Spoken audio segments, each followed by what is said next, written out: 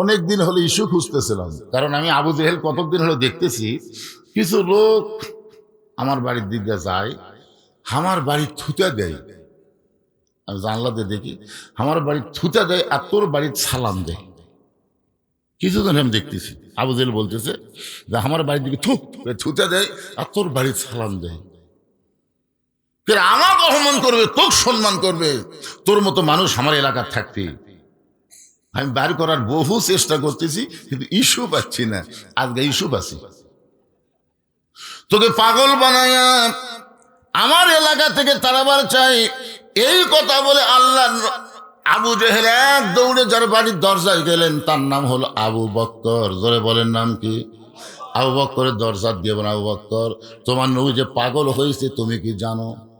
যেই মাত্র কইছে তোমার নবী যে পাগল হইতে তুমি কি জানো, সঙ্গে সঙ্গে আবু বকর দরজা খুলে বলতেছে, আবু জেহেল যেই কথা একবার বলেছো এই কথার দ্বিতীয়বার বলবা না। যেই কথা একবার বলেছো এই কথা যদি দ্বিতীয়বার বলো। কি বুঝাচ্ছে? একবার বলেছো এই কথা দ্বিতীয়বার বললে এটাতে কি ধরবি? আবু জেহেল 3 ধাপ পিছনে যায় বলতেছে, আবু বকর তুমি না নরম মানুষ, তুমি নরম মানুষ, এত গরম হয় না। আবু বকর বলতেছে, আল্লাহর নবীর বিরুদ্ধে কথা শোনার পরে কেউ যদি নরম ভূমিকা পালন করে তাহলে বুঝতে হবে সে আর মুসলমান নাই, সে মুনাফিক হয়ে গেছে। আমাদের বাংলাদেশে নবীর বিরুদ্ধে কথা বলে আল্লাহর নাকি আগামাতা নেই, আল্লাহর বলে আগামাতা নেই, এইরকম কথা আবুল সরকার বলে। আর বাংলাদেশের কিছু সুশীল বুদ্ধিজীবী তার আবার পক্ষ নেই। আল্লাহর কোরআনের রাষ্ট্র কায়েম হলে একটা নাস্তিকও বাংলার জমিনে থাকবে না। জোরে কোন কথা ঠিক কিনা? তুই ইসলাম মানিস না তুই থাক, তুই আল্লাহ মানিস না তুই থাক, কিন্তু আল্লাহ ইসলাম মানিস না আবার ইসলাম আল্লাহর বিরুদ্ধে কথা বলবি, মানিস না থাক। বিরুদ্ধে বলার তো কোনো অধিকার নাই। জোরে কোন আছে নাকি? আবু জেহেল বলতে, আবু বকর তোমার নবী আমারে কইল আজকে রাত্রেবেলা বাইতুল মুকাদ্দাসে গিয়ে 2 রাকাত নামাজের ইমামতি করেছে, সেখান থেকে 7 আসমান পাড়ি দিয়ে আল্লাহর আরশে গেল। আল্লাহ নাকি তোমার নবীকে 5 ওয়াক্ত নামাজ দিল। আবু বকর শোনো, আমি জীবনে 2 বার বাইতুল মুকাদ্দাসে গেছি, যেখানে যাইতে লাগে 30 দিন, আসতে লাগে 30 দিন। আর তোমার নবী কইল আজকে রাত্রেবেলায় নাকি বাইতুল মুকাদ্দাসে নামাজ পড়াইছে। এখন বল আবু বকর এই কথাকে বিশ্বাস করা যায়? আবু বকর মুস্কি হাসিতে বলেন, আবু জেহেল এই কথা যদি আল্লাহর নবী বলে থাকে তাহলে 1 বিন্দু মিথ্যা বলে নাই। আবু জেহেল কয় আমার সকালটাই মাটি রে, আমার সকালটাই কি হলো? মাটি হয়ে গেল। আমাকে একজন বলতে যে হুজুর আপনাকে যে সবচাইতে ওস্তাদ তার যে ফাঁসি হবে আপনি জানেন? মানে আল্লামা সাইদি হুজুর ব্যাপারে আমাকে তিরস্কার করতেছে হাসিনার সময়, যে হুজুর সবচাইতে বড় হুজুরের যে ফাঁসি হবে আপনি জানেন? তখন আমি হাত ধরে বললাম চলো চা খাই। চা খাবার যাই আমি বললাম, ভাই রে আমাকে 1 কাপ দাও আর 2 কাপ দুধের চা দাও। তখন আমাকে বলে, হুজুর 2 কাপ ফ্যান। বলে তুই আমাকে একটা ভালো খবর দিছিস, হুজুরের ফাঁসি হবে, এই জন্য খুশি হয়ে 2 কাপ। উনি যখন দুধের কাপ মুখত দিছে তখন বলতেছি, পাগলা আল্লামা সাইদি হুজুরের ফাঁসি হবে কিন্তু তোর যে মৃত্যু হবে, যেই কিছু মৃত্যু হবে চুম করছে, চমকা উঠলি কেন? আরে পাগলা ফাঁসির তারিখ আছে রে, মরার কোনো তারিখ নেই। এখন কথা ঠিক কিনা? আপনারা বলেন তো ফাঁসির তারিখ নাই, যে অমুক তারিখে ফাঁসি হবে রাত 12টায়। দেখবেন ফাঁসির আগে নামাজ পড়া, রোজা করা, তওবা করা, কান্নাকাটি করা সব কিছু করে তারপরে ফাঁসির দড়ি যখন গলার দিবি তখন আবার কলমা শাহাদত, কলমা তাইবা পড়তে পড়তে ফাঁসি কার্যকর হবে।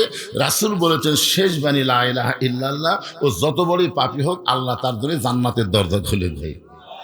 কিন্তু তুই যে মরবি তোর মৃত্যু হবে, তুই কি কলমার গ্যারান্টি আছে? আচ্ছা না হুজুর, এখন বল তাহলে কোনটা ভালো? তখন চা খাইতে খাইতে এই দিক দিয়ে তো ফাঁসি ভালো। আমি বললাম, পাগলা আর 1 কাপ খাই যাস। ওই দাদা বলতেছে, কার কাছে কি খবর দিলাম রে, কাম হলো না রে। যার কাছে আল্লাহর কোরআন আছে, যে রীতিমতো আল্লাহর কোরআনকে তেলাওয়াত করে, তার কাছে কোনো আজে বাজে খবর দিয়ে লাভ নাই। কারণ কোরআন হলো খবরে ওয়াহিদ, 1 নম্বর খবর। জোরে কোন কথা ঠিক কি না? অন্যায় ভাবে যাদের ফাঁসি দেওয়া হলো আল্লাহর কোরআন বলতেছেন, ওয়ালা তাকুলু লিমান ইউকতালু ফি সাবিলিল্লাহি আমওয়াতুন ওয়াল আহইয়াউ ওয়ালাকিন লা তাশউরুন। আপনার বলেন তো এই খবর আমাদের কাছে আছে না নাই? তার মানে কি বুঝলেন? ফাঁসি দেওয়া মানে মরে যাওয়া না, অন্যায়ভাবে হত্যা করা হলো। আল্লাহ বলছেন তাদেরকে মৃত্যু বলো না, আমি আল্লাহ বলতেছি তারা জীবিত।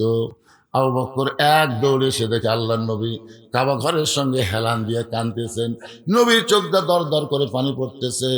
আবু বকরের হাতে একটা পাগড়ি ছিল, ওই পাগড়ি দিয়ে নবীর চোখের পানি মুছে দিয়ে বলে, ইয়া রাসূলুল্লাহ, আজকে আমার জীবনের সবচাইতে বড় খবর, আজকে আপনার জীবনের সবচাইতে বড় খবর, আপনি নাকি আল্লাহর আরশে গেছিলেন, আপনি নাকি আল্লাহর কাছে গিয়ে 5 ওয়াক্ত নামাজ পড়াইছেন। ওগো আল্লাহর নবী, আপনি বাইতুল মুকাদ্দাসের মধ্যে গিয়ে নামাজ পড়াইছেন, সেখান থেকে 7 আসমান পাড়ি দিয়ে আল্লাহর আরশে গেলেন। নবী গো, এই বছরে আপনার জীবনে সবচেয়ে বড় কষ্ট হলো আপনার চাচা আবু তালেব দুনিয়া থেকে বিদায় নিছে, দ্বিতীয় কষ্ট হলো দরদের বিবি খাদিজা, আপনার তৃতীয় কষ্ট হলো তাইফের ময়দানে গিয়ে আপনি রক্তাক্ত হলেন। এত কষ্টের পরে আপনি আল্লাহর আরশে গেলেন, আল্লাহ পাক আপনাকে 5 ওয়াক্ত নামাজ দিল। আপনি কেন কাঁদতেছেন হুজুর? আপনি চোখ দিয়ে পানি বের করবেন না। রাসূল বলে, আবু বকর, এই খবর তোমাকে কে দিল? আমি যে আল্লাহর আরশে গেলাম, বাইতুল মুকাদ্দাসে নামাজ পড়ালাম, এই খবর তোমাকে কে দিল? আবু বকর বলে, রাসূলুল্লাহ, এই খবর সকালবেলা আবু জেহেল আমাকে দিছে। রাসূল বলে, তোমার কি বিশ্বাস হয়? আবু বকর বলে, সাদ্দাকতে ইয়া রাসূলুল্লাহ, এক বিন্দু মিথ্যা নয়। সঙ্গে সঙ্গে নবী আবু বকরকে বুকের মধ্যে চেপে ধরল, আবু বকর রে, আবু জেহেল যখন আমাকে পাগল বলে চলে গেছে তখন থেকে আমার কলিজায় বড় কষ্ট, কিন্তু তুমি যখন সাদ্দাকতা বলেছো আমার আর কোনো কষ্ট নাই।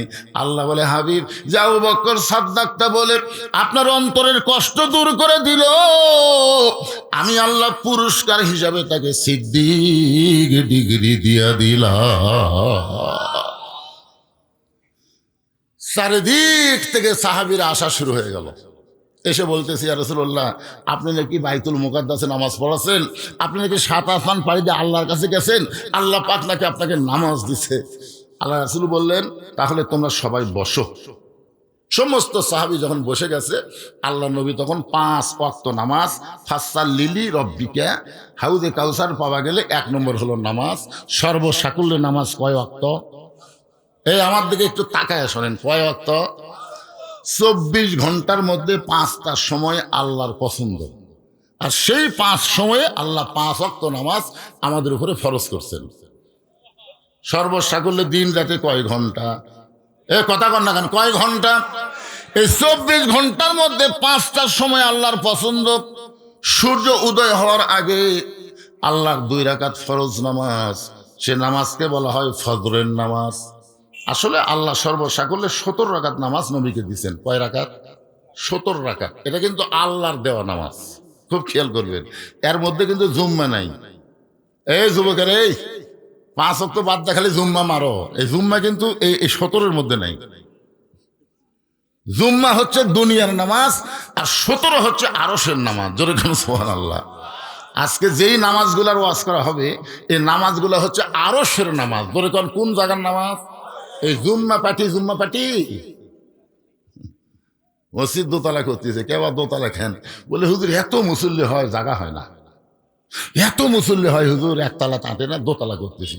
তো দোতলায় যখন করতেছে, ফজরের খবর কি? তখন বলতেছে, ফজরের খবর 5 জনের উপর হয় না।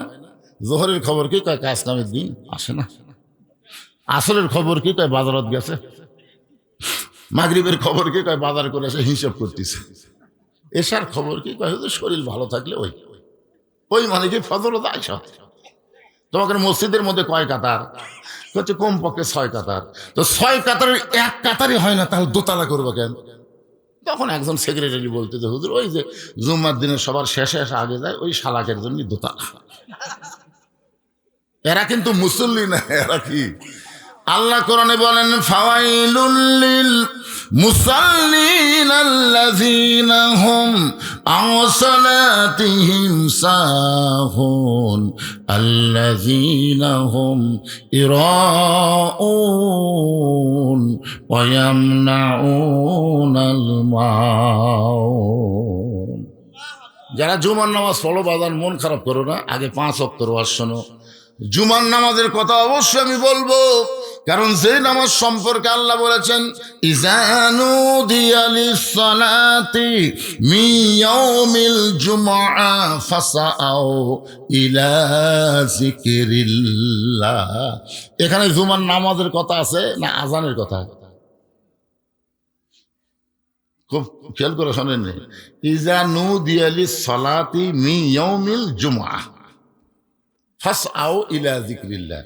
জুমার নামাজের আজান যখন দিবে, আজান শোনার সঙ্গে সঙ্গেই তোমাদেরকে একটু দৌড়ানোর মতন জোরে হেঁটে মসজিদে যাওয়া লাগবে। হুকুম কার? তাহলে আপনাদের সবার শেষে আসলেন,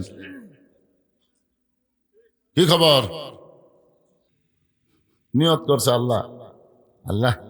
আর বইয়ের বেড়া তো বাচ্চা হয়েছে, যদি পুত্র সন্তান হয় পীর সাহেবকে একসঙ্গে ভাত খিলাবো। আল্লাহ একটা কন্যা সন্তান দিচ্ছে। পরের বছর আবার যখন বইয়ের পেটে বাচ্চা হয়েছে, নিয়ত করছে আল্লাহ এবার যদি একটা পুত্র সন্তান হয় ইমামকে একসঙ্গে ভাত খিলাবো। সেইবারও আল্লাহ একটা কন্যা দিছে, আবার চান্স দিছে আমার মতন। আমি কিন্তু 2 মেয়ে বিয়ে দেওয়ার পরে লাস্টে আর একটা চান্স দিছি। আমার ছোট মেয়ে কেবল ক্লাস 6-এ পড়ে, আর বড়গুলার বিয়ে হয়ে গেছে, বুঝলেন? তো পরের বার আবার যখন বইয়ের পেটে বাচ্চা হয়েছে, রাগ করে বলতেছে আল্লাহ এবার যদি একটা পুত্র সন্তান দাও তাহলে শয়তানকে একসঙ্গে ভাত খিলাবো। মানে জানে যে দিবি না, এই মনে করে নিয়ত করছে, কিন্তু আল্লাহ একটা পুত্র দিছে। এখন বাপের সাথে মায়ের কিন্তু চিন্তা বেশি, মায়ের চিন্তা বেশি। বাচ্চা কোলত নিয়ে বলতেছে দিয়ে আল্লাহ বোঝে মন কায়রা নিতে কতক্ষণ। তুমি মান্যত করছো, মান্যত পুরা করো। স্বামী পাওয়া যায়, পীর পাওয়া যায়, ইমাম পাওয়া যায়, শয়তান কোথায় পাই? কোথায় পাবাতে নিয়ত করলে কেন? কোথায় পাবাতে নিয়ত করলে কেন? যতক্ষণ শয়তান দাওয়াত না দিবে তোমার বাড়ির ভাত নেই। প্রধানমন্ত্রী খেপে গেলে প্রেসিডেন্টের যাওয়া হয়। ওই মন খারাপ করে রাস্তা ঘুরতেছে, একজন বলে ভাই মন খারাপ কেন? বেটা হয়েছে। তো বেটা হলে তো খুশি হওয়ার কথা। বলে নিয়ত করছি শয়তানকে একসঙ্গে ভাত খেলাবো। শয়তান কোথায় পাই? লোকটা বলতে শয়তান যদি পাওয়ার চাও তাহলে 8 রশিদ যাও। কারণ আমার বাবা মাঝে মধ্যে চোখ বন্ধ করে, মাঝে মধ্যে চোখ বন্ধ করতে হয়। এরা তো দুনিয়ার সুদ ঘুষ এগুলা কিছুই দেখে না, বুঝলেন? দুনিয়াতে কি হচ্ছে এগুলা দেখে না, খালি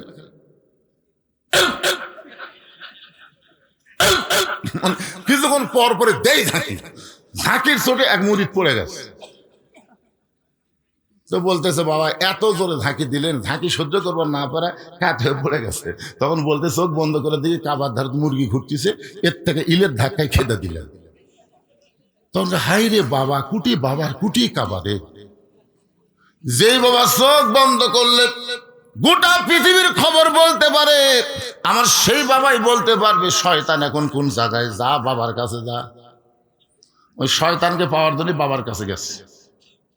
বাবা কয় খবর কি? কয় বেটা হয়েছে। তো বেটা হয়েছে তো নিয়ত কি? বলে শয়তানকে একসঙ্গে ভাত খাওয়াবো।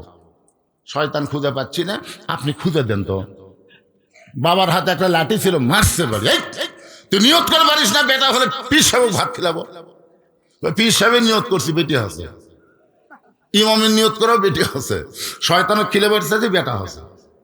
ওই বাড়ি খায়া মন খারাপ করে আসতেছে, রাস্তার মধ্যে হুজুরের সাথে ইমামের সাথে দেখা। ইমাম বলে কি বাবার মন খারাপ কেন? বলে বেটা হয়েছে। তো বেটা হওয়া তো ভালো, আলহামদুলিল্লাহ। শয়তানকে ভাত খাওয়ানো নিয়ত করছি। কোথায় গেছিলে? কয় বাবার কাছে গেছিলাম, পিটন দিছে। ইমাম সাহেব বলতেছে বাবা কাবা কিছুই লাগবি না, লাগাতার 3 জুম্মা তুমি খালি মসজিদের শেষ কাতারে নামাজ পড়বে। তুমি খেয়াল করে দেখবে সবার শেষে কে আসলো আর সবার আগে কে গেল। একই ব্যক্তি যদি 3 দিন এই আমল করে, সে মানবরূপী শয়তান, তাকে এক সুন্দর খাওয়ালেই তোমার মান্যত পুরা হবে। যাও তুমি খালি খেয়াল করে দেখবে লাগাতার কয় জুম্মা? 3 জুম্মা। সবার শেষে কে আসলো, সবার আগে কে গেল। একই ব্যক্তি যদি এই আমল 3 জুম্মা করে, তাহলে এই মানুষ রূপী শয়তান, ওকে এক সন্ধ্যা খাওয়ালেই তোমার মান্যত পুরা হবে। আপনারা বলেন তো, মানুষের মধ্যে শয়তান আছে না নাই? সূরা নাস পড়েন, সবাই বলেন কুল আউযু বিরাব্বিন নাস মালিকিন নাস ইলাহিন নাস মিন শাররিল ওয়াসওয়াসিল খান্নাস আল্লাযীনা ওয়াসবিসু ফি সুদুরিন নাস মিনাল জিন্নাতি ওয়ান নাস। এখন 5 ওয়াক্ত নামাজের কথা হবে, জুমার নামাজের কথা আসতেছি, কি মন খারাপ করতেছেন? 5 ওয়াক্ত সূর্য উদয়ের আগে যেই নামাজটা আমরা পড়ি 2 রাকাত জামাতের সঙ্গে, সেই নামাজ হলো ফজরের নামাজ। আল্লাহ রাসূল বলেছেন ফজর এবং এশা কেউ যদি বাড়িতে নামাজ পড়ে তাহলে সে মুনাফিকি অর্জন করবে। এই 2 ওয়াক্ত নামাজ বাড়িতে পড়া চলবে না, এটা জামাতের সঙ্গে আদায় করা লাগবে। সূর্য যখন পশ্চিম থেকে হেলে যাবে এমন সময় 4 রাকাত নামাজ জামাতের সঙ্গে আদায় করা লাগবে। এই নামাজ হলো যোহরের 4 রাকাত ফরজ নামাজ। সূর্যের পাওয়ার যখন কমে যাবে এমন সময় 4 রাকাত নামাজ জামাতের সঙ্গে আদায় করা লাগবে। এই 4 রাকাত নামাজ হলো আসরের নামাজ। সূর্য অস্ত যাওয়ার সঙ্গে সঙ্গে আজান দিয়ে যেই নামাজ অল্প সময়ের মধ্যে আদায় করা লাগবে 3 রাকাত ফরজ নামাজ। এই নামাজের নাম হলো মাগরিবের নামাজ। জোরে কোন নামাজ? রাতটা যখন একটু গাঢ় হয়ে যাবে এমন সময় জামাতের সঙ্গে 4 রাকাত নামাজ আদায় করা লাগবে। এই নামাজটা হলো এশারের নামাজ। এমন সময় হযরত ওমর দাঁড়াইছে। রাসূল বলে, ওমর তুমি মনে হয় কিছু বলবা। ওমর বলতে, হুজুর আপনার 5 ওয়াক্ত নামাজের খবর শুনলেন, কিন্তু আমার কাছে একটু কেমন যেন লাগতেছে। রাসূল বলে, কেমন লাগতেছে? বলে, ফজরের ফরজ 2 রাকাত জোড় আছে, জোহর 4 রাকাত জোড়, আসর 4 রাকাত জোড়, এশা 4 রাকাত জোড়, কিন্তু মাগরিব এই 3 রাকাত বেজোড় কেন?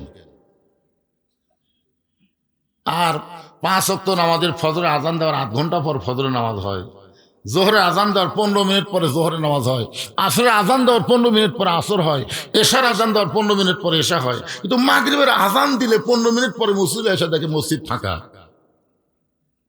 কেউ নেই। তো মাগরিবের আজানের সাথে সাথে কেন মাগরিব পড়া লাগবে আর 3 রাকাত কেন হলো? এটা একটু আমার জানবার বিষয়। আপনাকে কি জানবার মন চায়? সঙ্গে সঙ্গে আল্লাহ নবী বলেন, ওমর এই মাগরিবের 3 রাকাত ফরজ নামাজ যখন আল্লাহ আমাকে দিচ্ছেন এমন সময় আল্লাহ বলেন, হাবিব আপনার উম্মতেরা মাগরিবের 3 রাকাত নামাজ জামাতের সঙ্গে আদায় করলে আমি আল্লাহ কেমন খুশি হব আপনি কি শুনবেন না? রাসূল বলে, আল্লাহ আমি শুনতে চাই। তাহলে আপনার উপর যেই কিতাব নাজিল করেছি ওই কোরআনের মধ্যে একজন নবীকে আমি আলোচনা করেছি, যেই নবীর নাম হলো ইয়াকুব নবী। ধরে বলেন নাম কি? যারা যুবকেরা আছে আমার সঙ্গে একটু গুনগুন করে বলো, ইয়াকুব নবী বাস করিতেন কেনানে, সবার চাইতে ভালোবাসতেন ইউসুফকে। ইয়াকুব নবী একদিন নির্জনে আল্লাহর কাছে কাঁদতেছে। ইয়াকুব নবী এই মাগরিবের 3 রাকাত কেন একটু মনোযোগ দিয়ে শুনবেন। নির্জনে কার কাছে কাঁদতেছে? কান্দার বিষয় হলো, আল্লাহ আপনি আমাকে 12টা সন্তান দিয়েছেন, কিন্তু 2টা সন্তান এত ভালো আর এই 10টা এত খারাপ কেন হলো? সন্তান খারাপ হলে বাপের কষ্ট আছে না নাই? কথা কোন আছে না নাই? একজনের ছেলে নামাজ পড়ে আর আপনার ছেলে সারাদিন টুটু কোম্পানির ম্যানেজার, তাহলে এরিয়ার মতন ঘুরতেইছে, আপনার খারাপ লাগে না? জোরে যেন খারাপ লাগে না? তাহলে আমার 2টা সন্তান এত ভালো কিন্তু এই 10টা এত খারাপ কেন হলো? আল্লাহ বলে, ইয়াকুব তোমার বউ কয়টা? ইয়াকুব বলতেছে, আল্লাহ আমার বউ হলো 2টা। ইয়াকুব নবীর বউ কয়টা? আল্লাহ রাসূল বললেন, তোমার যে বউ ভালো সে বউয়ের পেট থেকে যে 2 সন্তান হয়েছে বনিয়ামিন ইউসুফ, এই জন্য তোমার এই 2 সন্তান ভালো। আর তোমার যে বউ খারাপ, এই বইয়ের পেট থেকে যে 10টা সন্তান হয়েছে এই 10টা সন্তানই খারাপ। এখান থেকে প্রমাণ পাওয়া গেল বাবা যতই ভালো হোক সন্তান ভালো হবে না। সন্তান ভালো হবার গেলে মা ভালো হওয়া লাগবে। কে ভালো হওয়া লাগবে? আপনাদের পর্দার ব্যবস্থা আছে, পর্দার মধ্যে মায়েরা আছে না নাই? জোরে কোন আছে না? আচ্ছা, আপনাকে এলাকায় সত্যি করে বলবেন, আপনাকে এলাকার কি মেয়েরা মাথার চুল বেচায়?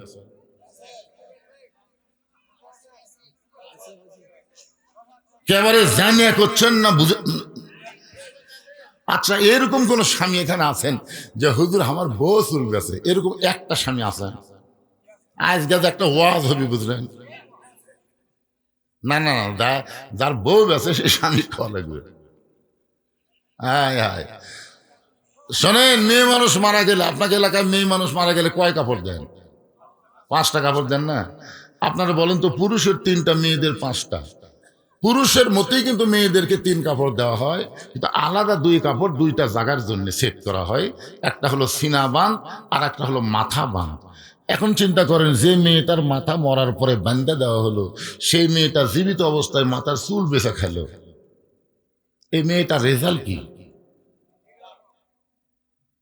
এই মায়েরা যারা বসে আছেন, একটু মনোযোগ দিয়ে শোনেন। তাও চুল কিভাবে বেচে জানেন? 1 টাকা এইদিকে দেয়, এইদিকে চুল দেয়। 1 টাকার সমান চুল হলে 200 টাকা। হাই রে চুলের দাম রে! এই যে 10,000 টাকা, এই সব জানে 10,000 টাকা কেজি। সামান্য একটু চুল কম আছে, এখন ফেরওয়ালা বলতেছে ভাবি 1 টাকার সমান হতে আর সামান্য লাগবে। তো বলতেছে ভাই রে, সারা সপ্তাহ তো আমি ছিঁড়েছি রে।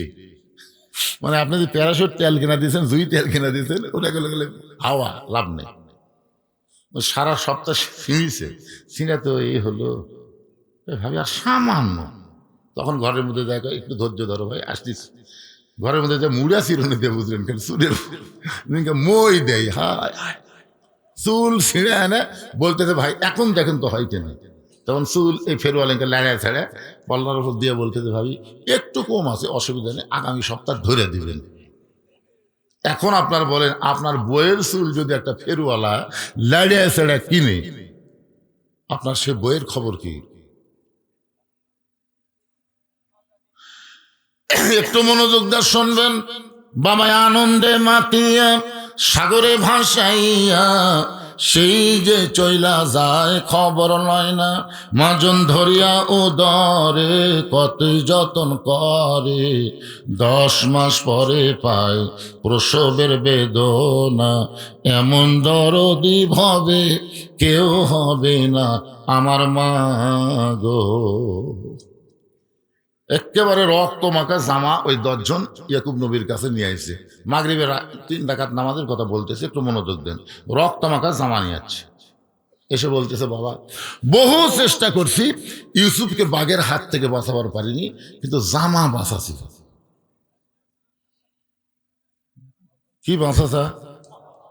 ইয়াকুব নবী তাকায় দেখে জামা খালি রক্তে মাখা, কিন্তু বাঘ যে ধরিছে তার কোনো চিহ্নই নেই। আপনি ইউসুফকে ধরার আগে ইউসুফকে জামা খুলে ধরিছে না জামা সহ ধরছে? তো জামাত রক্ত মাখা আছে, কিন্তু ছেঁড়া নেই, কিছু নেই। ইয়াকুব নবী বুঝবার পারলেন এই 10 জন সন্তান ইউসুফের ব্যাপারে ষড়যন্ত্র করতেছে। তিনি ঘরের মধ্যে জামা নিয়ে গিয়ে আল্লাহর কাছে 2 হাত তুলে বললেন, আল্লাহ, আমার ইউসুফ যেখানে আছে তুমি তাকে হেফাজত করো। আপনার বলেন তো, বাবার দোয়া সন্তানের ব্যাপারে আল্লাহ কবুল করে কি করে না? আমি কিন্তু বাবার কথা বলেছি। এখানে আবার অনেকে দয়াল বাবা চিন্তা করবেন না, কারণ আমাদের বাংলাদেশে নিজের বাবার চাইতে দয়াল বাবাকে অনেকে বেশি ভালোবাসে। ধরে ধর কথা ঠিক কে না? আমার দয়াল বাবা কলা খাবা, এরকম গান আছে না নাই? আর একজন বক্তা আছে, ওর কাছে খালি বাবার ফ্যাক্টরি। এরকম একটা বাবা আমাদের বাংলাদেশ বক্তা নাই, দয়াল বাবা, কেবলা বাবা, এ বাবা, শালি বাবা, এ বাবা, খালি বাবার বাবা। শোনেন, 3টা বিষয়ে 3 জন বাবাকে আপনারা খুব মজবুত করে রাখবেন। একটা হলো আদি পিতা আদম আলাইসাল্লাম, একটা হলো জাতির পিতা ইব্রাহিম আলাইসাল্লাম, আর একটা জন্ম দেওয়া বাবা। এই 3টা বাবা 2 করা যাবে না। কেউ যদি বলে আমার জাতির পিতা 2টা, বুঝবেন ওর জাতির মধ্যে ভেজাল আছে। আদি পিতা 2টা বলা যাবে না, 2 বাপে জন্ম দিছে এটাও বলা যাবে। ইয়াকুব নবী আল্লাহর কাছে ফরিয়াদ করলেন, আল্লাহ দোয়া কবুল করলেন। ইউসুফকে কূপের মধ্যে ফেলে দিয়েছে। বণিকেরা যাওয়ার সময় পানি তৃষ্ণা লাগলো, ওই কূপের মধ্যে গিয়ে দেখে পানির উপর একটা পূর্ণিমার চাঁদের মতন সন্তান আছে। ওই সন্তানকে তুলে সবাই বলে আমি নিব, আমি নিব। বণিকের সর্দার বলে তাহলে টুকরা টুকরা করে নেওয়া লাগবে। বলে টুকরা টুকরা না, একে বিক্রি করে যেই টাকা হবে সেই টাকা আমরা ভাগ করে নেব। এখন ইউসুফ ছোট্ট মানুষকে বাজারে বিক্রি করতে নিয়ে যায়। দুইজন খরিদ্দার বাজারের মধ্যে ঘুরতেছে। ওই সময় মানুষ বেচা কেনা হইতো। ইউসুফের দিকে তাকায় জুলাইখা পাগলি হয়ে বলতে, স্বামী গো, এই যে ফুটফুটে সন্তানকে আমি গ্রহণ করতে চাই, এই সন্তানকে আমি গ্রহণ করতে চাই। বণিকের সর্দার মনে মনে চিন্তা করে, মেয়ে মানুষ যখন কোনো জিনিস পছন্দ করবে তার দাম বেশি চাইলে কোনো সমস্যা। আপনি বগলে যদি জয়পুরহাট যান, আপনি ঠকিছেন। আপনি বগলে কাপড় কিনবার যাবেন, একেবারে 600 টাকা কাপড়ের দাম 1200 টাকা চাবি। আর এরকম কাপড় বের করে ভাবি এইটা আমার মানবি, ভাবি আরে হায়।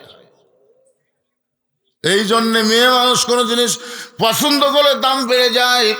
যখনই বণিকের সর্দার বুঝবার পারছে ইউসুফরে পছন্দ করছে একজন নারী, তার নাম হলো জুলাইখা। জুলাইখার নাম কি? 1 লক্ষ স্বর্ণ মুদ্রা। আজিজ মিসর বলে কি এত কি এর দাম হয়? জুলাইখা বলতেছে বহু বছর সংসার করলাম, এখন পর্যন্ত সন্তান দিবার পারলা না। একটা সন্তান কিনবার চাই, এখানে তোমার টাকা বাজলো কোন জায়গায়? 1 লক্ষ স্বর্ণ মুদ্রা দিয়া ইউসুফকে জুলাইখা কিনে নিয়ে বাড়িতে যায়।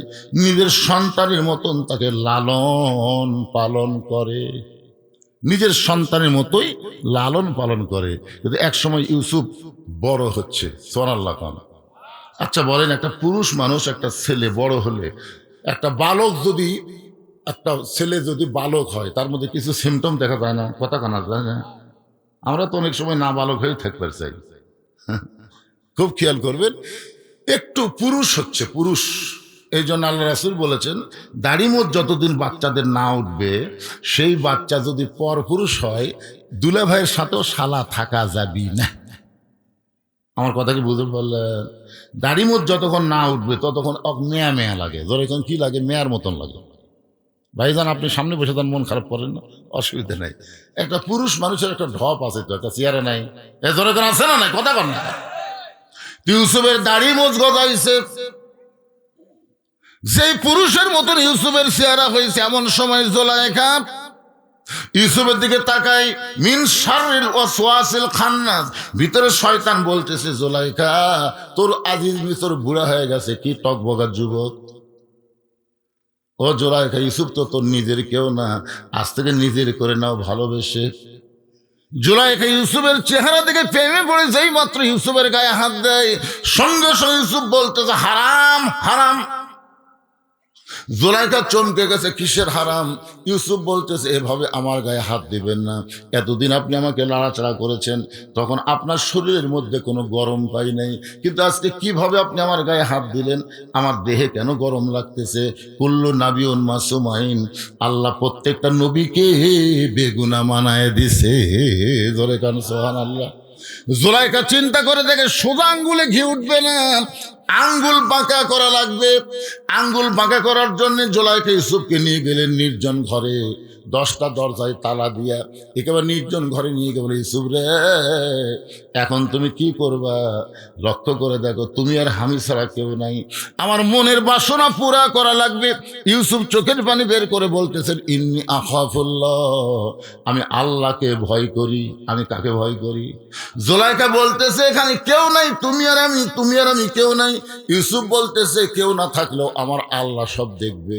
এই কথা বলে ইউসুফ যখন পলাবার চায়, জুলাইখা চিন্তা করতেছে, যতই পলাবার চাও দরজার তালা মারছি, চাবি আছে আমার হাতে।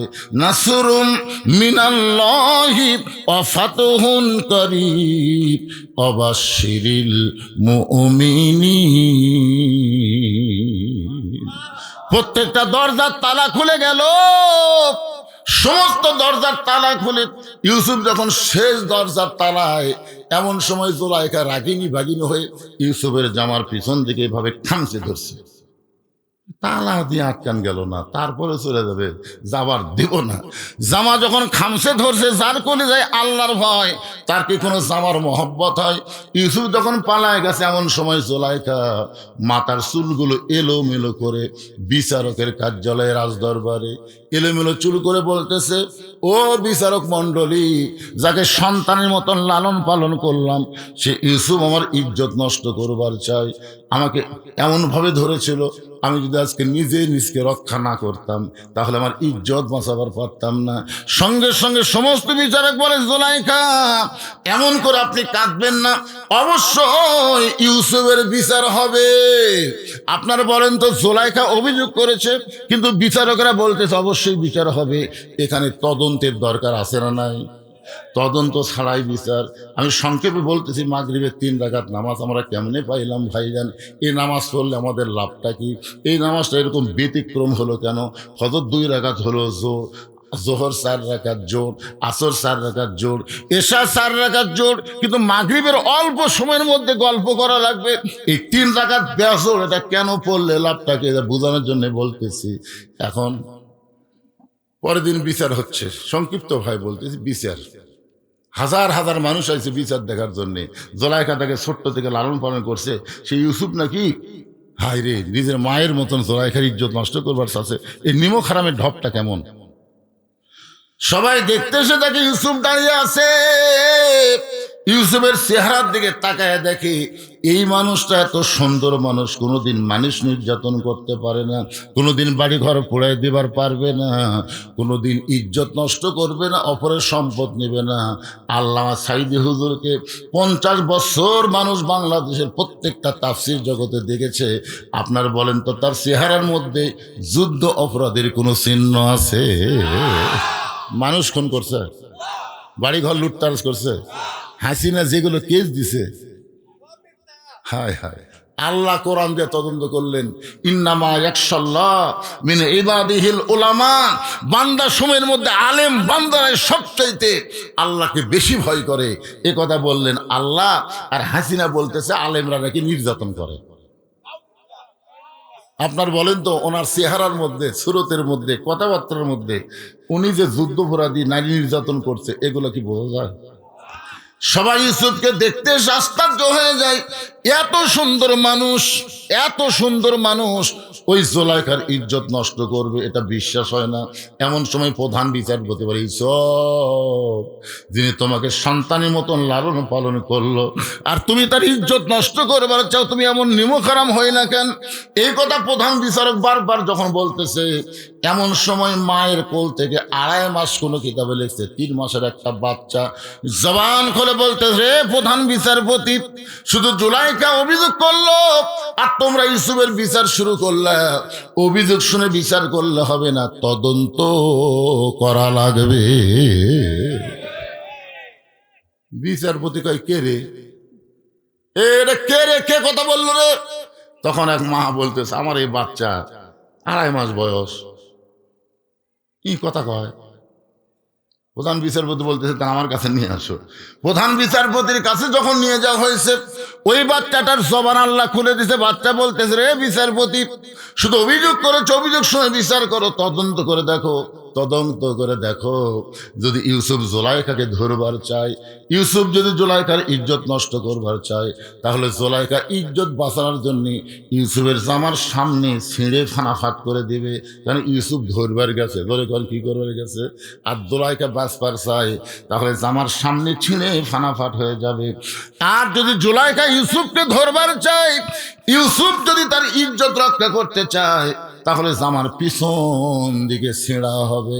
এখন তদন্ত করে দেখো তো, ইউসুফের গায়ের জামার খবর কি? সমস্ত বিচারক তদন্ত করে দেখে, জামার সামনে তো ছেঁড়া দূরের কথা, কোনো ময়লাও পর্যন্ত নাই। আর পিছন দিকে তাকায় দেখে জামার অনেক জায়গায় ছেঁড়া। সমস্ত বিচারক চোখ বন্ধ করে মনে মনে কয়, ইউসুফ, তুমি নির্দোষী, কিন্তু আমরা জবান বন্ধ করেছি, আমরা জবান বন্ধ করেছি। ইউসুফ তুমি নির্দোষী, কিন্তু একজনের ভয়ে আমরা জবান বন্ধ করছি। প্রত্যেকটা বিচারকই কিন্তু জানতো আল্লামা সাইদি হুজুর নির্দোষী, ধরে কোন কথা ঠিক না, কিন্তু আমরা জবান বন্ধ করেছি। মানে এমন একটা ভয় দেখাইছে, এমন একটা লোভ দেখাইছে, যে লোভের কারণে চিন্তা করে দেখেন, ইউসুফ তুমি নির্দোষী, কিন্তু আমরা জবান খুলবার পারতেছি না, আমরা বড় বিপদে আছি। কিছুক্ষণ পরে আজিজ মিশর জোলাইখার স্বামী বলতেছে, এই বিচার করে তদন্তের রিপোর্ট কি, তদন্তের রিপোর্ট কি? প্রধান বিচারপতি বলতেছে ইউসুফ দোষী।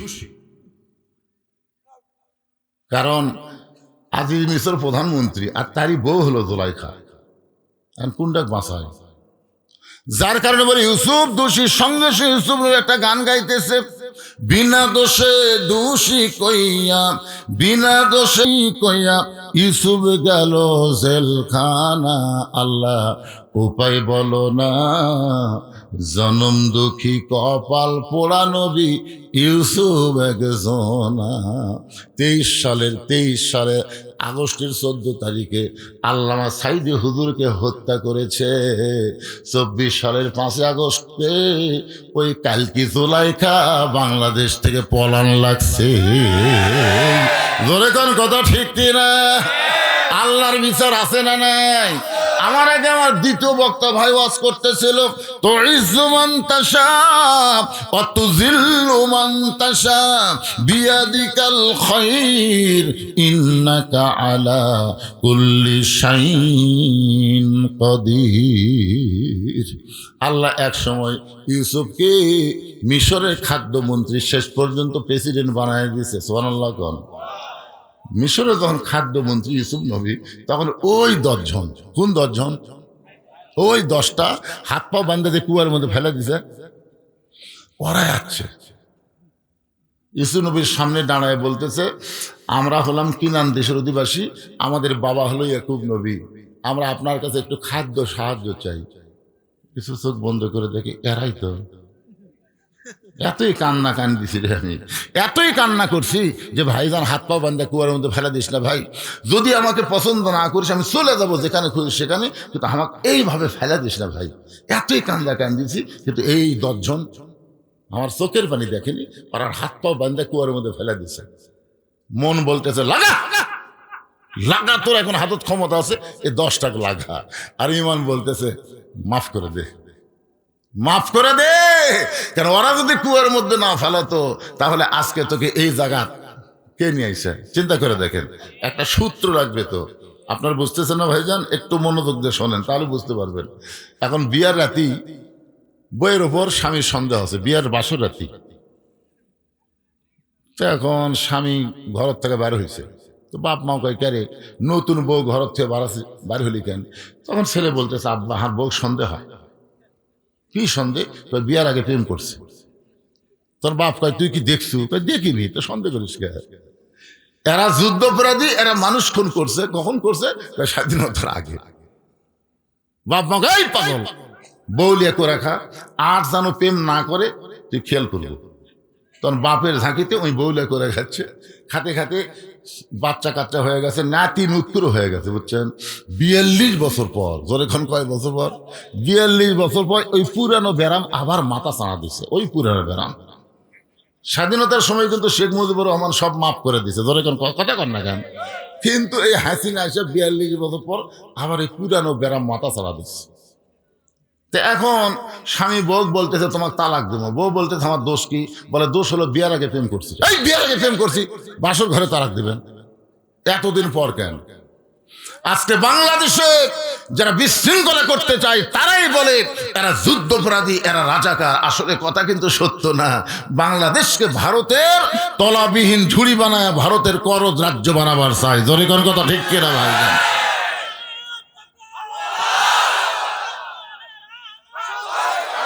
লিল্লাহে তাকবীর। একটু মনোযোগ দিয়ে শুনবেন। মাগরিবের 3 রাকাত নামাজ আর জুমার নামাজ লাগাতার 3 জুম্মা। ধরে কোন কয় জুম্মা? বারান্দায় নামাজ পড়বি, সর্বশেষে যেই লোকটা আসবে, সর্বশেষে যেই লোকটা আসবে আবার সর্ব আগে যেই লোকটা যাবে 3 জুম্মা যদি একই আমল করে তাহলে সে মানবরূপী শয়তান, তাকে এক সন্ধ্যা খাওয়ালেই তোর মান্নত পুরা হবে। মনে আছে না, ভুলে গেছেন? আমি কিন্তু কোনো ওয়াজ বলবো না। ফাসাল্লি রব্বিকা ওয়ানহার, 1 নম্বর নামাজ, 2 নম্বর কুরবানি, এই 2টা বিষয়ে আমার আলোচনা চলবে। এটার রজব মাস, এই মাসই মেরাজ। জোরে কোন ঠিক কিনা ভাইজান? মাগরিবের 3 রাকাত, জোহরের এশার 4 রাকাত, ফজরের 2 রাকাত, তার জোহরের 4 রাকাত, আসরের 4 রাকাত, এই 17 রাকাত নামাজ নিয়ে নবী সাহাবীদের নিয়ে যখন আলোচনা করতেছেন, এমন সময় আবু জেহেল গ্রুপ নিয়ে হাজির। কি নিয়ে হাজির? আবু জেহেলের কিন্তু গ্রুপ আছে, গ্রুপ নিয়ে হাজির। এই গ্রুপের মধ্যে একজন তেলতালা, নাম হলো আবু সুফিয়ান। আবু সুফিয়ান বলতেছে, ও মুসলমানের নবী, তুমি যা বলো মুসলমান তাই বিশ্বাস করে, তুমি যা বলো মুসলমান তাই বিশ্বাস করে। এমন সময় নবীর কাছে একজন সাহাবী ছিল, নাম হলো হযরত উমর। জোরেকার নাম কি? উমর ফারুক দাঁড়িয়ে বলতেছে, এই কাফেরের বাচ্চারা, এই নবী আমাদেরকে নামাজের ওয়াজ শোনাচ্ছে, তোর কোক ডাকলো কে? আপনারা বলেন তো, হযরত আবু বকরের দরজায় আবু জেহেল সকালে না যায়, যদি উমরের দরজার যেত, তাহলে আবু জেহেলের অবস্থাটা কি হতো? হ্যাঁ, এ ভাইজান একটু মনোযোগ দিয়ে শোনেন। উমর ফারুক বললেন, এই কাফেরের বাচ্চারা, নবী আমাদের 5 ওয়াক্ত নামাজের কথা বলতেছে, এখন মাগরিব শুরু করছে, এই সময় তোদেরকে এখানে আসতে বলছে কে? আল্লাহ রাসূল যদি বলতো, ওমর সকালবেলা আবু জেহেল আমাকে পাগল বানা গেছে, পাগল কয়ে গেছে, এখন গ্রুপ লিয়াচ্ছে, তুমি ধরো। নবী যদি বলতো ধরো, তাহলে একটা কাফেরের বাচ্চা বাঁচবি? দেখেন নেতা কাক কয়, বুঝলেন? আল্লাহ নবী বলে, ওমর এজলেস, ওমর তুমি বসো, ওমর তুমি বসো। ইসলামী আদর্শের নেতা তারাই হবে যারা কর্মীকে উস্কায়া দেয় না, বরং কর্মীকে বসায়া দেয়। আজকে বাংলাদেশে ইসলামী আদর্শের নেতার যে কর্মী আছে, খালি ধরবার করলে একটার বিসিও বাংলাদেশে থাকবি না। জোরে কর কথা, একটার বিসিও থাকবি না, কিন্তু খালি কয়। এই যে দেখেন, এই যে আসন বন্টন নিয়ে দেখছেন, আসন বন্টন না কি হলো? এতদিন ধরে যারা কাজ করতেছে, খালি আমির বলতেছে তোমাকে ওখানে দেওয়া গেল, অমুককে দেওয়া হবে, উনি বলতেছেন উপর থেকে নির্দেশ যা হবে তাই, আমার এখানে আপত্তি। হাই হাই, কি নেতা মানার সিস্টেম রে! আর এটি আইজাকারে নমিনেশন দিয়ে দিয়েছে, একদম মশাল মিছিল, আর একজন এই মিছিল, ও মারো ধরো। এগুলা মানুষের দল, এগুলা আল্লাহর দল না। আল্লাহর দলের কিছু সৌন্দর্য আলাদা আছে। জোরে কোন কথা ঠিক করে? রাসূল বলেন, ওমর এজলেস, বসো। উমর ফারুক যখন বসে গেছে, নবী আমার 2 হাত বাড়ায় বললেন, ও মক্কার সম্ভ্রান্ত ব্যক্তিরা, আপনার যখন এসেছেন তাহলে আপনারা বসেন, আমি 5 ওয়াক্ত নামাজ নিয়ে কথা বলতেছি। এমন সময় আবু সুফিয়ান বলতেছে, আমরা তোমার নামাজের ওয়াজ শুনতে আসি নাই, আমরা তোমার নামাজের ওয়াজ শুনতে আসি নাই। রাসূল বললেন, তাহলে কি জন্য আইছেন? আবু সুফিয়ান বলতেছে, আমাদের নেতা আবু জেহেল 2 বার বাইতুল মুকাদ্দাস ভ্রমণ করেছে, 2 বার বাইতুল মুকাদ্দাসে গেছে। আমাদের জানবার বিষয় হলো বাইতুল মুকাদ্দাসের দরজা জানলা কয়টা? আমাদের জানার বিষয় হলো বাইতুল মুকাদ্দাসের দরজা জানলা কয়টা? নবীর চোখ দিয়ে দর দর করে পানি পড়তেছে। আবু বকর বলে, রাসূলুল্লাহ, সকালবেলা আবু জেহেল আপনাকে পাগল বলে চলে গেছে, এখন গ্রুপ নিয়ে এসে চূড়ান্ত অপমান করার জন্য, আপনি কি দরজা জানলার হিসাব জানেন? রাসূল কান্দে বলে, আবু বকর, আমি শুধু আল্লাহর হুকুমে বাইতুল মুকাদ্দাসের মধ্যে 2 রাকাত নামাজ পড়াইছি, আমি তো দরজা জানলা গুনবার যাইনি। আপনারা জয়পুরহাটের কেন্দ্রীয় মসজিদে নামাজ পড়েন না? পড়েন না? তো যদি আপনি সামনে কাতার নামাজ পড়েন, কোনো মুসল্লি যদি বলে, ভাই নামাজ পড়ছে, সামনে কাতার পড়ছি, আমার বিশ্বাস হয় না, বিশ্বাস হয় না। আরে ভাই পড়ছি ভাই, যে বিশ্বাস হয় না রে, এ তোর বিশ্বাস কেমনে হবি? যদি বলেন মসজিদে কয়টা ফ্যান আছে, তাহলে বিশ্বাস হবে। আপনারা কোনোদিন কি ফ্যান গোনার জন্য ঢুকছেন? তাহলে এইরকম প্রশ্ন করা মানে কি? যেই বলেছে মসজিদে দরজা জানলা কয়টা, নবীর চোখ দিয়ে দর দর করে পানি পড়তেছে। আল্লাহর আবু বকর বলতেছে, রাসূল আল্লাহ যদি কবর না পারেন আপনাকে চূড়ান্ত অপমান করবে। এমন সময় ফেরেশতা জিবরাইল আল্লাহর কোরআন এসে বলতেছেন, তুইজ্জু মান তাশা ওয়া তুযিল্লু মান তাশা বিয়াদিকাল খায়র ইন্নাকা আলা কুল্লি শাইইন কদির ওয়া রাফা'না লাকা যিকরাক।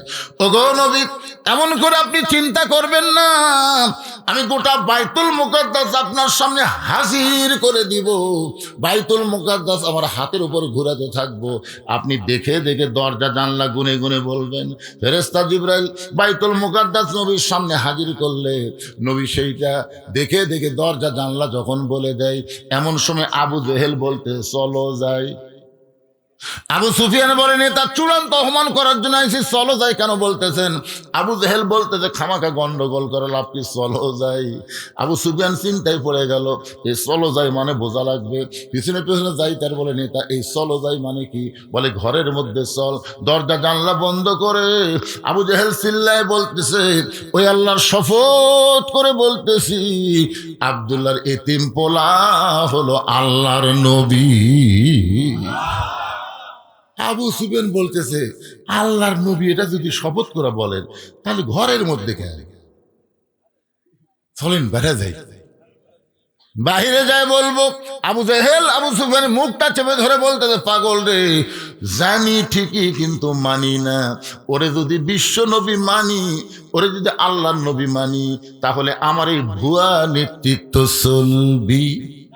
আজও আবু জেহেলের যারা দল করে তারা কিন্তু বিশ্বাস করে বিশ্ব নবীর আদর্শের মতন কোন নেতার আদর্শ হবার পারে। সব মিছিল করে আমার নেতার চরিত্র ফুলের মতন পবিত্র। খোঁজরা দেখেন নামাজ পড়ে না এক ওয়াক্ত। আল্লাহর বান্দারা মাগরিবের 3 রাকাত নামাজের কথা আমি আপনাদের সামনে এখন বলবো ভাই। তার আগে এই মসজিদের জন্য উন্নয়ন কল্পে মাহফিল, আপনাদের কাছে একটু ব্যাগ যাবে, রুমাল যাবে, 10 টাকা 20 টাকা 50 টাকা 100 টাকা 500 টাকা 10 মিনিটের মধ্যে আপনারা দান করবেন। দান করার পরে আবার আপনাদের নিয়ে আলোচনা চলবে ইনশাআল্লাহ। আমাকে বলছে হুজুর ওয়াজের একটা মিডল পয়েন্টে, তো মিডল পয়েন্ট মানে কি? আমি যখন ওয়াজ শুরু করছি তখন থেকে এ পর্যন্ত প্রায় 1.5 ঘন্টার বেশি ওয়াজ করছি, 1 ঘন্টা 40 মিনিট। 1 ঘন্টা 40 মিনিট ওয়াজ করার পরে 10টা মিনিটের জন্য আল্লাহর ঘর মসজিদের জন্য যদি আপনাদের কাছে হাত বাড়ায় আর মানে চেঙ্গা দিয়ে লাভ দিয়ে উঠবেন না, কারণ যেখান থেকে বাড়ি যাওয়ার কোনোই গ্যারান্টি নাই। আপনি কিভাবে লাভ দিয়ে উঠবেন? আপনি কিছু দিবেন, মনে করবেন এটা আমার জীবনের শেষ দান, জীবনের শেষ দান মনে করে এই যুবকের আপনাদের কাছে যাবে, এই বাবা ব্যাগলা ভিতরে ঢোকো। পেজের উপরে কেউ যদি দিবার চান যে হুজুর আমি ব্যাগের মধ্যে দিব না, আমি আপনার হাতে 5,000 10,000 এমনকি 1,500 টাকা দিব, তাহলে এখানে নিয়ে আসবেন। সবাই তো আর সমান না, অনেক দানবীর আছেন যারা এখানে 5,000 টাকা দিবেন, 10,000 টাকা দিবেন, 1,000 টাকা দিবেন, 500 টাকা দিবেন, তারা ব্যাগের মধ্যে না দিয়া একটু হাতে দিবেন। আসেন আল্লাহর বান্দারা আসেন, ঘড়ি ধরে মাত্র 10টা মিনিট আদায় করার পরে আমি আবার ইনশাল্লাহ আপনাদের কাছে চলে আসব। লাগাতার 3 জুম্মার শেষ কাতারে নামাজ পড়া লাগবে, মনে আছে না? ভুলে গেছেন? হ্যাঁ, মারাত্মক ওয়াজ, জুম্মার নামাজের ওয়াজ। ইজা নুদিয়া লিস-সালাতি মিন ইয়াউমিল জুমআ ফাসআউ ইলা যিকরিল্লাহ। এত গুরুত্ব দিয়ে যেই কোরআনে আয়াত নাজিল করে আল্লাহ বললেন, আর সেই নামাজের সবার শেষে এসে আগে যায়, এদের রেজাল্ট কি আমাদের জানার দরকার আছে না নাই? এই দরকার আছে না নাই? হ্যাঁ, এই জন্যে ধৈর্য নিয়ে বসেন। এই ব্যাগের মধ্যে দিচ্ছে কেন? মাহফিল কমিটির ছেলেরা কথা এখানে এখন আসো তো, খালি ব্যাগের টাকা তুললি হবি না, টেজর তোলা লাগবে না। এটা কিসের জন্য আদায় হচ্ছে? মাহফিলের জন্যে না মসজিদের জন্যে? তো মসজিদের জন্য। এই মসজিদে যারা, যে মসজিদের মাহফিল, এই মসজিদে যারা নামাজ পড়েন কারা কারা একটু হাত তোলেন তো দেখি। এই আপনার পাতুরিয়া, পূর্ব পাতুরিয়ার কারা কারা একটু হাত তোলেন? পূর্ব পাতুরিয়া সরকার পাড়ার কারা কারা একটু হাত তোলেন তো ভাই। এই পাড়ার লোকই নাই?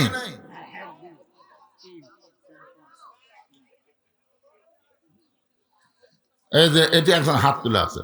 আচ্ছা, যারা এই পূর্ব পাতুরিয়া সরকার পাড়া বাদ দেয় অন্য পাড়ার, তারা হাত তোলেন তো দেখি। মানে সব লোকে বেড়ার। আচ্ছা, হাত নামান। এই যারা মাহফিল করলো এরা গেল কোথায়?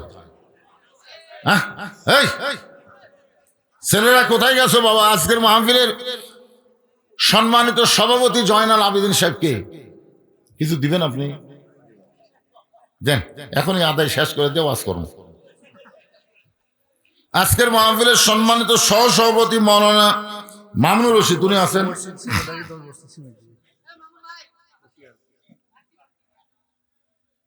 মসজিদের কি সেটা কে?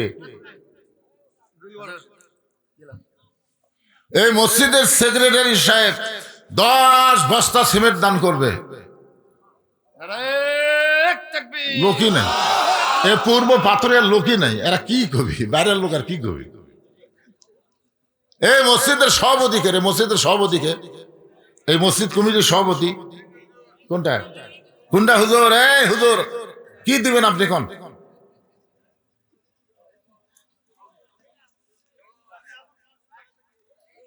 এখন 500, পরে কিছু দিবেন না?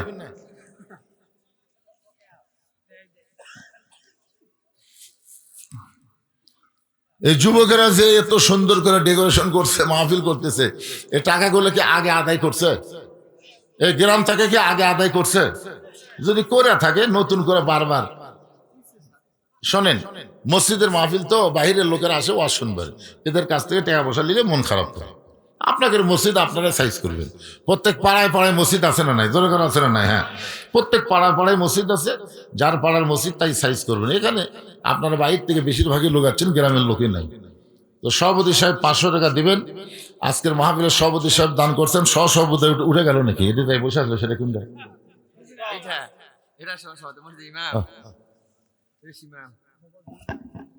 হ্যাঁ জি জি জি, সেটা বুঝেছি, আদায় দেখলি বোঝা যায়। সবাই একটু দরুদ পড়েন, আল্লাহুম্মা সাল্লি আলা সাইয়্যিদিনা মাওলানা মুহাম্মদ ওয়া আলা আলি সাইয়্যিদিনা শাফিআনা। আমার মায়েরা যারা পর্দার অন্তর আছেন, মা, ইসলামের জন্য সর্বপ্রথম যিনি সব কিছু আল্লাহ রাহে দান করেছেন তার নাম হলো খাদিজাতুল কুবরা। নবীর দরদের বিবি খাদিজার সঙ্গে জান্নাতে যাওয়ার জন্য আপনারা আল্লাহর ঘর মসজিদে দান করবেন। আমি মেয়েদের বলে দিলাম, মেয়েদের কাছে আপনারা যাবেন, মেয়েরাও দান করবে। আর আপনারা যারা ভিতরে আদায় করলেন, এই ব্যাগগুলো নিয়ে টেজর চলে আসেন। এখন আদায় শেষ করা দেওয়া হলো, এই বেশি আদায়ের দরকার নেই, আগে আদায় হয়েছে। সভাপতি সাহেব বলছে যে আমাদের গ্রামে আগে আমরা আদায় করছি। তো যাই হচ্ছে, যেটাই হচ্ছে, এটা আল্লাহর রহমত ইনশাল্লাহ। একটু জিকির করেন ভাইজান, জিকির করে আবার আলোচনা শুরু হবে। লা ইলাহা ইল্লাল্লাহ, জোরে লা ইলাহা। ভাইজান কোন গ্রামের? সাবেক কমিশনের ভাই আমার 1000 টাকা দান করেছে, আল্লাহ তার দানকে কবুল করেন। আল্লাহ নেক নিয়ত নেক আশা পরাক, আল্লাহুম্মা আমিন। অনেক অতিথির নাম আছে, বিশেষ অতিথি, আমন্ত্রিত অতিথি, এগুলো অতিথিগুলো দিছে না, আসেইনি, ঠান্ডার ঠেলা।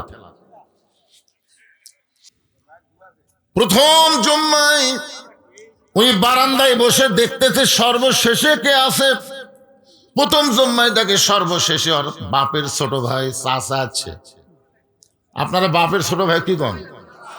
প্রথম জুম্মায় দেখে চাচা শেষে আছে। এখন মনে মনে চিন্তা করে, আল্লাহ কাজ কামের ভেঙে চাচাই না হয় শেষে আছে, চাচা যেন আগে না যায়। খেয়াল করে দেখতেছে চাচাই আগে চলে গেছে। 3 জুম্মা, জোরে কোন কয় জুম্মা? দ্বিতীয় জুম্মায় দেখে চাচাই শেষে, চাচাই সবার আগে চলে গেল। এখন ফাইনাল জুম্মা, ওই মসজিদের মধ্যে ঢুকে বলতেছে, আল্লাহ দরকার হলে আরো 3 জুম্মা দেখবো, কিন্তু আজকে যেন চাচা শেষে না আসে। কারণ শয়তানকে দেখবার চাই, শয়তান যদি বাপের ভাই হয় তাহলে দেখতে কেমন লাগে। আল্লাহর কাছে বলতেছে, আল্লাহ চাচা যেন শেষে না আসে। কিন্তু ওই চাচাই সবার শেষে আছে। এখন বলতেছে, আল্লাহ আজকেই তো শেষ দিন, চাচা যেন সবার আগে না যায়। আল্লাহ যে কোনো একজন তুমি সবার আগে বের করবে, আমি আরো 3 দিন দেখবো, কিন্তু চাচা শয়তান হোক দেখবো না। কিন্তু যতই দোয়া করছে কাম হয়নি, ওই চাচাই সবার আগে বের হয়ে চলে গেছে। ওই একদিক দিয়ে খুশি, একদিক দিয়ে বেজার। খুশি হওয়ার কারণ হলো শয়তান পাওয়া গেল, মান্নত পুরা হবে। আর বেজার হওয়ার কারণ হলো চাচাই যে শয়তান হলো। নামাজ শেষ করার পরে ভাসতে চাচার বাড়িতে গেছে, গিয়ে বলে, চাচা আগামী সোমবার আমার বাড়িতে আপনার দাওয়াত দুপুর বেলায়। চাচা ছোট বাচ্চার মতন কান্দে। কান্দার কারণ হলো বর্তমান বেটার বইয়ের অত্যাচারে বেটার বাড়িতে খাওয়া হয় না, আর ভাস্তার বাড়ির চাচার দাওয়াত। ভাগ্যের ব্যাপার। ধরে কোন কিসের ব্যাপার? বর্তমান বেটার বইয়ের অত্যাচারে বেটার বাড়িতে খাওয়া হয় না। বলেন তো এরকম ছেলে আছে না নাই? এত ভালো ছেলে ছিল, সেই ছেলেটা বিয়ে করার পর এমন নষ্ট হয়ে গেল। এই নষ্ট হওয়ার পিছনে কিন্তু আপনার ছেলের বউ, মানে বেটার বউ। ধরে কোন কার বউ? আরে আপনি কি দেখে বিয়ে করাছেন? আপনি কি দেখে আপনার ছেলের বিয়ে করাইছেন? আপনি কি ডিমান্ড নিয়েছেন? আমাকে এক ছেলের বাপ বলতেছে, হুজুর আমি বড় আশা করছি আপনাকে একটু সাথে লিয়ে আমার ছেলে বিয়ে করাবার চাই। তাই আমি বললাম, ভাই বরযাত্রী যারা বাপের কুপুত্র তারা, আমি যাবো না। বলে না হুজুর, একটা আশা করছি হুজুর। তো যাই হোক, বারবার কান্নাকাটি করার পরে আমি যাওয়ার জন্য রাজি হলাম। তো যাওয়ার সময় একটা গাড়ির চলে যাচ্ছি, ওই আমার ছেলের বাপ মোবাইল করে বলতেছে মেয়ের বাপকে, সাইডে একটু মোবাইল করে বলতেছে, এই আমাদের সঙ্গে কিন্তু বড় একটা বক্তা যাচ্ছে, তোমরা একটু পর্দার ব্যবস্থা করো। কিসের ব্যবস্থা করো? পর্দার ব্যবস্থা করো, কারণ এই বক্তা যা দেখবি তাই কিন্তু আদত করবি। এই কথা শুনে তা আমি শুনবার পেলাম, কিন্তু কিছু করলাম না। যাওয়ার পরে দেখি মাশাআল্লাহ সেই রকম পর্দা, মেয়ের এক সাইডে পুরুষের এক সাইডে, মাঝখানে পর্দা দিয়ে গলি করে দিছে। তো আমি এখন ছেলের বাপকে বলতেছি, ভালো জায়গায় বিয়ে করা চাই, ভালো জায়গা, কি পর্দা বাড়ে। আসলে জায়গাটা খুবই ভালো, আমার মনে হয় বংশও ভালো। সাইড থেকে একজন বলতেছে, হুজুর এ পর্দা আপনার জন্য। যেই বলছে আমার জন্যে, তখন একদিক দিয়ে আমার খুবই খারাপ লাগলো। আমি কি এতই খারাপ যে আমার জন্য পর্দা? আমি কি বেপর্দা নারীদের দৌড়াতে ধরবো নাকি? তাহলে ওদের জন্য পর্দা না আমার জন্য পর্দা। আবার একসময় মনে করলাম আমি হলাম পুরুষ মানুষ, পুরুষ মানুষের জন্য পর্দা লাগবেই। ধরে কোন কথা ঠিক কিনা? আলহামদুলিল্লাহ খুশি হলাম। যাক, কিছুক্ষণ পরে আমাদের বগুড়াতে নিয়ম আছে, বিয়ে করার আগে মেয়েকে কিছু ছেলের বাপ পরীক্ষা করে। আপনাকে রাখাত আছে তো? এরকম মেয়েকে নিয়ে আসলো, নিয়ে আসার পরে আমি বসে আছি, আমার সামনেই মেয়েকে প্রশ্ন করলো, মা তুমি কি আয়াতুল কুরসি জানো? আমি চিন্তা করলাম কোরআনের সবচাইতে বড় আয়াত, গুরুত্বপূর্ণ আয়াত, পারবি? এই চিন্তা করতে করতে মেয়েটা আয়াতুল কুরসি শুনাই দিল। সুবহানাল্লাহ খান। কিছুক্ষণ পরে এখন ছেলের বাপ বলতেছে, মা দোয়ায় কুনুত একটু বলো তো। আমি চিন্তা করলাম আমার মসজিদের অনেক মুসল্লি সূরা ইখলাস দিয়ে বেতের পড়ে, দোয়া কুনুত জানে না, হয়তো পারবি না। দেখি মেয়েটা দোয়া কুনুত পারলো। তারপরে ছেলের বাপ বলতেছে, মা সূরা হাসরের শেষ 3 আয়াত পড়ো তো। তো মেয়েটা যে হুয়াল্লাহুল্লাযী তাসবিহ হওয়ার কারণে আটকে গেছে, মানে একই হওয়ার কারণে আটকে গেছে। ছেলের বাপ খালি বলতে, হচ্ছে না ভালো করে কও। যতই ভালো করে কবার কয় ততই আটকে যায়। ছেলের বাপ বলতেছে, না হলো না। আমি হলো, হয়েছে, আয়াতুল কুরসি পারছে, দোয়া কুনুত পারছে, আর এটা পারবি না? যাও মা তুমি গোল্ডেন এ প্লাস ফার্স্ট যাও। মেয়েটা যখন গেছে তখন ছেলের বাপ বললাম যে আপনার ছেলে কি আসেন? তখন আমাকে বলতে, আপনি না আমাকে দলের লোক। আমি বললাম, পাগলা তোমাকে দলের মধ্যেই ছিলাম, কিন্তু যখন আমাকে বিচারকের আসনে বসায় মেয়েকে পরীক্ষা করলে তখন সিলেক্ট করা লাগবে না? কারণ এক পক্ষে বিচার করলে হবে না। ইন্নাল্লাহা ইয়ামুরুকুম আন তুআদ্দুল আমানাতি ইলা আহলিহা ওয়া ইযা হাকামতুম বাইনান নাস আন তাহকুমু বিল আদল। আল্লাহু আকবার। কিছুক্ষণ পর আনবেই না, জোর করে নিয়ে আসলো। আমি জিজ্ঞাসা করলাম, বাবা আয়াতুল কুরসি বলো তো। ছেলেটা বলতেছে, আয়াতুল কুরসি কি হুজুর? আমি ওর বাপের দিকে তাকিয়ে আছে, ওর বাপের দিকে তাকিয়ে আছে, ওর বাপ খালি। আর বাবুক বললাম, কে রে ভাই, মেয়েটা আয়াতুল কুরসি পারলো আর আপনার বেটা বলতেছে আয়াতুল কুরসি কি হুজুর? এখন আপনি কোন এটা কি? ছেলের বাপ বলতেছে, বেটা না হুজুর, পাটা হুজুর, এটা পুরো পাটা হুজুর, সারাদিন খালি ওগড়ে বেড়ায় ঘরে, এই জন্যই তো বিয়ে করাচ্ছে হুজুর, বিয়ে করলে যদি ভালো হয়। ছেলের বাপ নিজেই বিয়ের অনুষ্ঠানে বলতেছে এটা বেটা না, এটা হলো পাটা। তা আপনাকে এলাকার ছেলেদের খবর কি ভাই জান? শোনেন, ডিমান্ড নেবেন না, মহারণা নগদ দিবেন। ডিমান্ড যদি না নিয়ে মহারণা নগদ দেন, আপনার বেটার বউ কোনোদিন বউ দরজাল হবে না, আপনার বেটার বউ বৌমা হয়ে যাবে। ধরে কোন ঠিক কিনা? বৌমা দেখবেন বাপ মায়ের চাইতে শ্বশুর শাশুড়িকে বেশি ভালোবাসবে। কিন্তু আপনি ডিমান্ড নিয়ে বেটারে বিয়ে করাইছেন, মহারণা এখন পর্যন্ত দেয়নি, এখন পর্যন্ত মহারণা দেয়নি, বাচ্চা কাচ্চা হয়ে গেছে, মহারণার খবর কি? দিম হুজুর, কি হবে?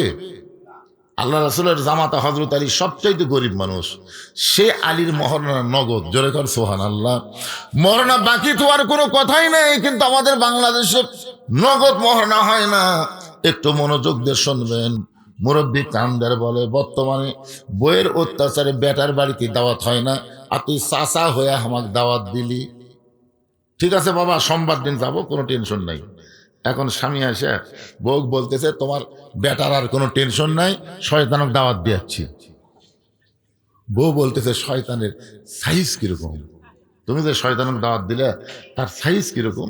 স্বামী বলতেছে, খবরদার, সোমবার দিন দুপুরবেলা শয়তান আসবে, তুই একটা কথা তার বলিস না। তুই কথা বললে শয়তান যদি না খায় ফেরত যায়, তোর বেটা কিন্তু বাঁচবি না। এমন শর্ত দেওয়া দিছে। এখন সোমবার দিন চাচা ভালো পোশাক পাতি পরে বের হয়েছে, রাস্তার মধ্যে মুরব্বীদের সঙ্গে দেখা হয়। মুরব্বীরা বলে, কোথায় যাবা? বলে, ভাস্তা দাওয়াত দিছে। সমস্ত মুরব্বী বলে, বেটার বাড়িতে বাপের দাওয়াত হয় না, আর তুই ভাস্তার বাড়ির দাওয়াত পাইবি, তোর ভাগ্য ভালো। ওই বকত থাবা দেখা, আমি হলাম সেই চাচা। এখন দরজা দিয়ে বলতেছে, আব্দুল্লাহ, আমি চাচা দরজায়। বউ দৌড়ে গিয়ে স্বামীর কাছে বলতেছে, তুমি না কইলা শয়তান আসবে, কিন্তু যেভাবে ডাকতেছে মনে হয় তোমার বাপের ছোট ভাই। স্বামী আঙ্গুল তুলে বলতে, তো কইনি, চুপ। যদি বেটায় বাঁচাবার চাস জবান যেন খুলিস না। যেই মাত্র চাচা বাড়ির মধ্যে আইছে, বাড়ির মধ্যে ঢুকেই বলে, বেটা আমি একটু দোয়া করবার চাই। আব্দুল্লাহ ভাস্তা বলে, দোয়া না, আগে খাওয়া। আগে খাওয়া দাওয়া করেন, তারপরে দোয়া। কারণ ভাস্তা জানে শয়তান যদি দোয়া করে দোয়া উল্টা হবে, এই জন্য আগে খাবার দেয়। আর বইয়ের কাছে বারবার বলতে যে, খবরদার কিছু বলিস না, এটাই শয়তান, এরে খাওয়াইলে মান্যত পুরা হবে। বউ বলতে যে, কেমনে শয়তান? বলে, পরে বলবো, আগে কামটা হয়ে যাক।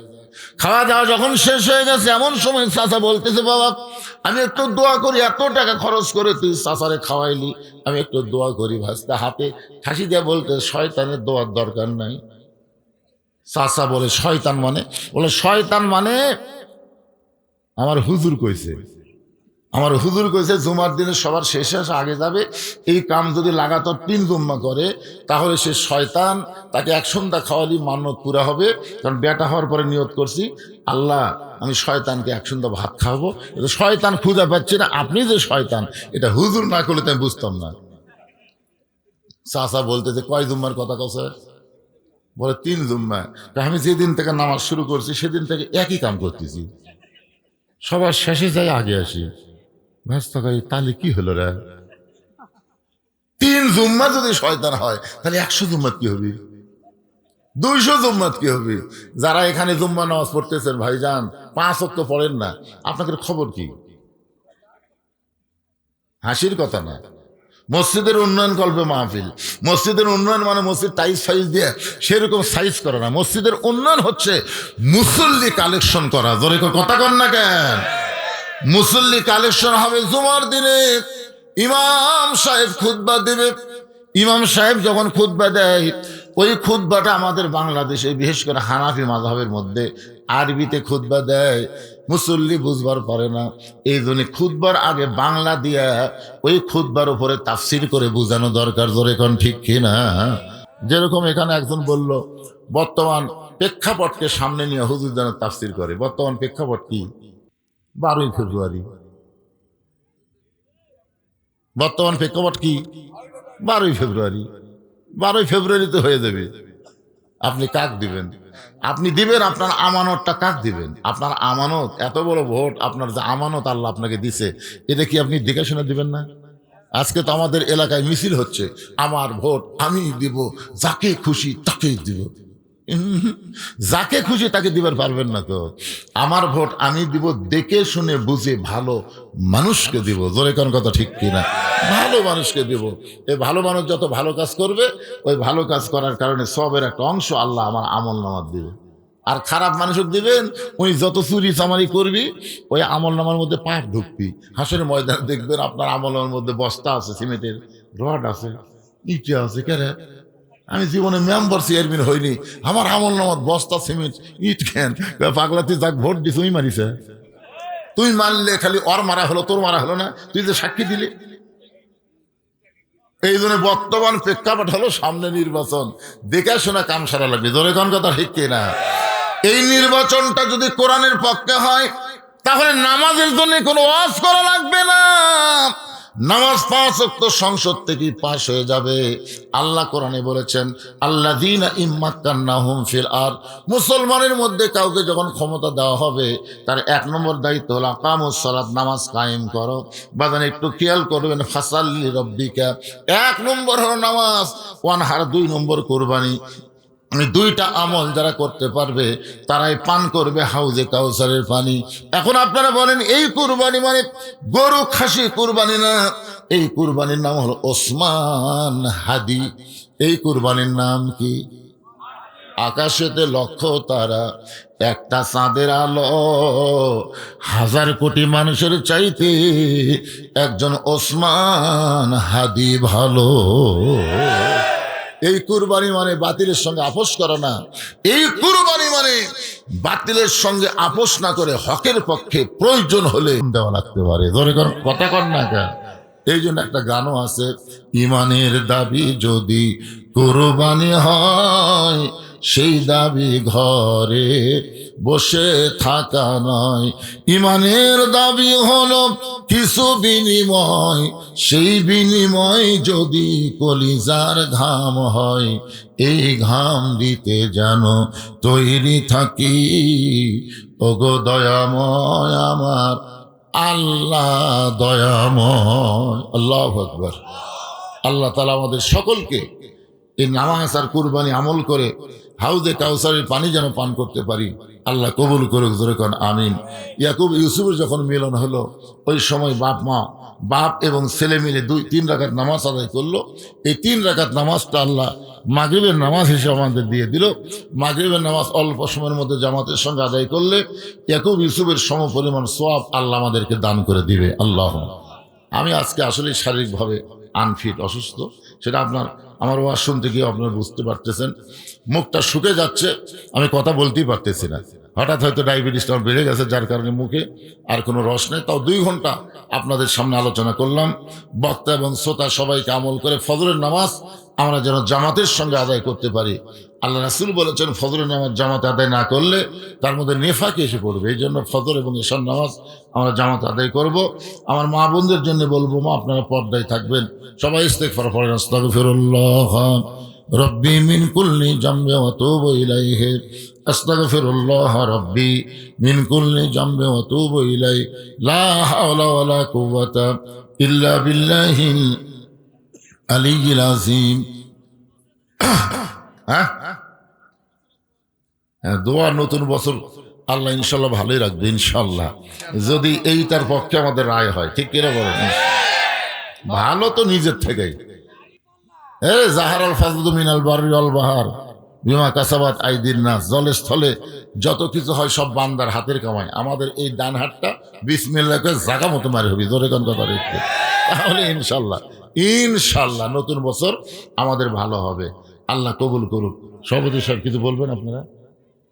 জি, বলার অর্থ হলো, এটা দাও। সম্মানিত উপস্থিতি, গভীর রাত পর্যন্ত কোন শীতকে উপেক্ষা করে আল্লাহর কোরআনের ভালোবাসায় আজকের মাহফিল সফলভাবে সমাপ্ত হলো। আমি স্মরণ করে দিই একটি হাদিস। আমরা জুমার 2য় খুতবা শুনি, জীবনের শুরু থেকে শুনছি, আস-সুলতানু জিল্লুল্লাহি ফিল আরদ। ইসলামের শাসন ব্যবস্থা, ইসলামী সরকার হলো পৃথিবীতে আল্লাহর ছায়া। সুবহানাল্লাহ।